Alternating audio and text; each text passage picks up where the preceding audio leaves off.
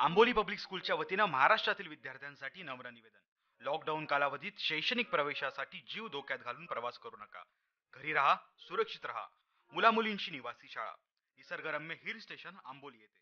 फोनवरून संपर्क करून नाव नोंदणी करा। प्रवेशासाठी अधिक माहिती 02363 240 248 किंवा 240 270। 5वी ते 10वीच्या इंग्रजी व सेमी इंग्रजी वर्गासाठी प्रवेश प्रक्रियेसंदर्भात फोनवरून संपर्क साधा।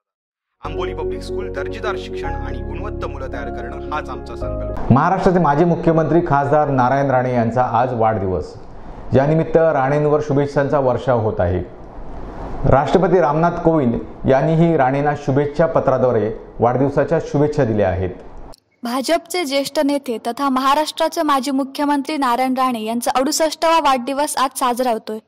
कोरोनाच्या संकटामुळे यंदाच्या वाढदिवसाला घरात राहूनच शुभेच्छा द्या असा संदेश राणेंनी दिलाय।